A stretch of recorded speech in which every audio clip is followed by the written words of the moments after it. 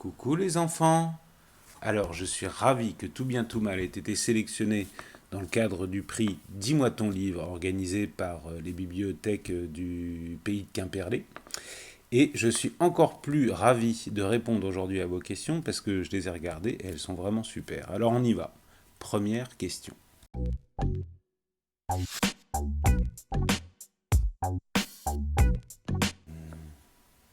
Attendez, j'essaie de me souvenir. Non, j'ai pas de frère jumeau. Non, j'ai un frère aîné, j'ai deux sœurs, mais pas de frère jumeau.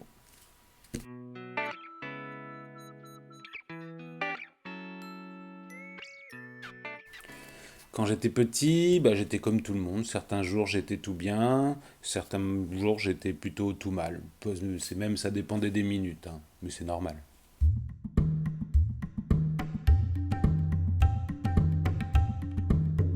Bah, un petit peu pareil pour les notes, hein. Certains jours c'était tout bien, notamment en histoire, c'était souvent tout bien. Et puis certains jours c'était tout mal, notamment dans d'autres matières, c'était plutôt tout mal.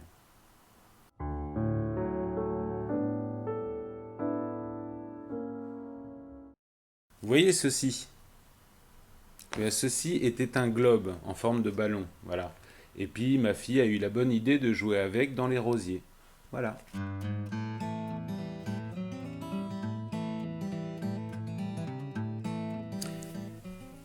Est-ce que je voulais devenir écrivain?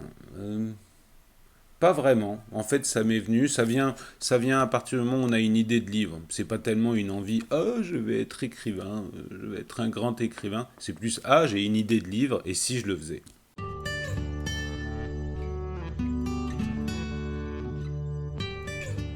Alors je dirais qu'on n'invente pas des histoires, mais elles vous tombent dessus. C'est un peu comme si elles existaient quelque part dans le ciel et puis vous arrivez à la décrocher.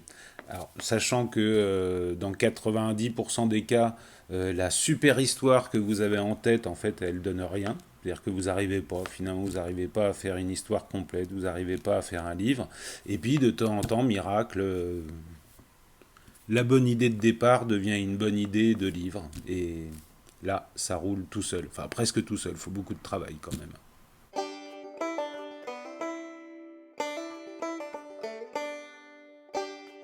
Alors ça, c'est peut-être la question la plus compliquée. Comment avez-vous fait pour fabriquer le livre? Alors, fabriquer, c'est pas moi qui l'ai imprimé, hein, mais on s'est contenté avec Constance d'écrire l'histoire. Mais ça, c'était la première étape.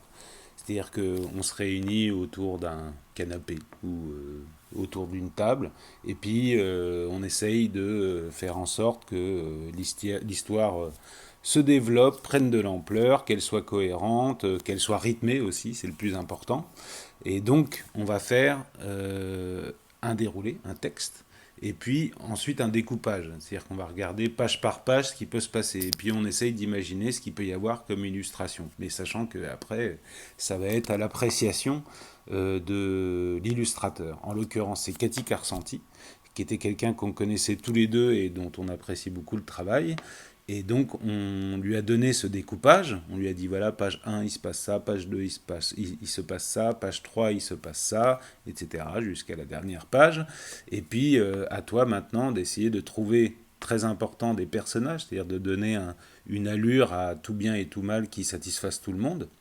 Et puis, ensuite, de faire des images page par page. Alors je vous montre comment ça se passe au départ. Au départ, c'est ce qu'on appelle un crayonné. Regardez.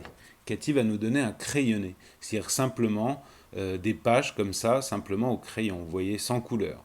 Et à ce stade-là, on dit ouais, c'est bien, c'est pas bien. On fait des remarques, on dit ah, il faudrait peut-être mettre, je sais pas, sur celle-là, il faudrait rajouter un porte-manteau et puis il peut arriver en skate ou je sais pas, quelque chose de plus actif ou très souvent on lui dit c'est très bien, il n'y a rien à changer, on peut passer à l'étape suivante. Et l'étape suivante, c'est celle-ci, c'est ce qu'on appelle le chemin de fer. C'est-à-dire que elle va nous donner, Cathy va nous donner toutes les planches une à une du livre. Voilà, ça va donner ça. Allez, planche numéro un, ensuite planche numéro 2, etc., etc. Voilà. À ce stade, toujours pareil, on va lui faire plein de remarques. Il pourrait se passer ci, il pourrait se passer ça. Nous aussi, dans le texte, à ce moment-là, on va se dire, c'est pas très rythmé, il faudrait peut-être changer une formulation, ou voir, il y a une faute d'orthographe, ça peut arriver. Hein. Bon, dans ce cas-là, on corrige. Et puis, on peut passer à l'étape suivante, qui est le BAT, le bon à tirer. C'est-à-dire, c'est la dernière épreuve, celle qui va donner lieu au livre. Alors là, on fait très attention, parce qu'on regarde tout ce qui peut contenir une erreur, mais bon, parfois, il peut arriver qu'il en reste quand même dans le livre à la fin. Et ça ressemble à ça, c'est-à-dire que ça ressemble beaucoup à l'étape précédente, sauf qu'il y a ici dans les coins, je ne sais pas si vous voyez bien, il y a deux espèces de petits tirets qui signalent que c'est bien un bon à tirer. Il y a ça aux quatre coins de la page. Et là, c'est l'étape la plus importante, celle pendant laquelle on repère les derniers ajustements à faire avant que le livre soit parfait.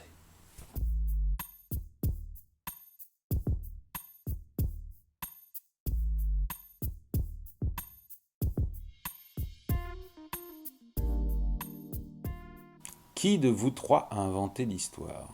Eh ben, je vais demander à Constance, elle va me dire, bah, c'est moi. Je vais demander à Cathy, elle va dire, mais non, c'est moi. Et si je demande à Julien, je vais dire, ah non, c'est moi. Donc comme c'est moi qui vous parle, je vais vous dire, c'est moi qui ai inventé l'histoire. Voilà. Non, en vrai, c'est quelque chose qui se fait vraiment à trois. Et comment est-ce qu'on se met d'accord? Bah, heureusement, on se met d'accord, parce que sinon, généralement, si les auteurs et les illustrateurs sont pas d'accord, le livre ne se fait pas à la fin. Et là, pour le coup, tout s'est très bien passé. À partir du moment où on était bien d'accord avec Constance pour le déroulement des différentes séquences du livre, et qu'on était d'accord avec les dessins de Cathy, et bah, tout le monde était d'accord. Donc ça a été assez facile de se mettre d'accord. Après, notre éditeur Gallimard Jeunesse nous a suivis, nous a accompagnés, nous a fait des bonnes remarques. En disant oh non, il faudrait peut-être qu'il se fasse ça à ce moment-là. Bon bah si on trouve que la remarque est bonne, on la suit. Si on trouve que la remarque est pas bonne, eh ben on le fait pas. Mais sauf que notre éditeur, il fait jamais de mauvaises remarques, donc ça va.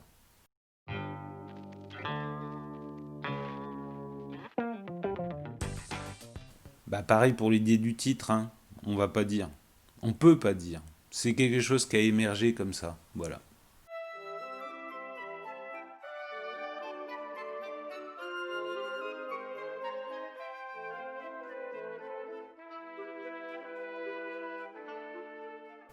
Au tout départ, Cathy dessine ses personnages au crayon. Elle fait même des petits post-it comme ça avec les différentes séquences, tout ça au crayon. Et puis une fois que le trait est bien défini, etc., eh ben, on peut passer à l'ordinateur parce que c'est quand même beaucoup plus simple pour faire des modifications diverses et variées.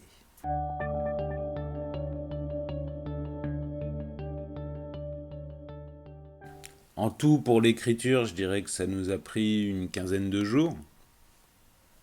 Mais on n'est pas très rapide. Hein. Et puis, on aime bien revenir 150 fois sur le texte pour voir si on peut pas faire mieux.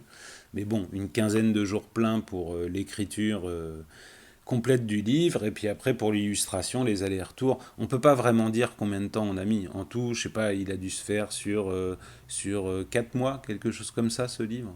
Ouais, je dirais ça, 4 mois.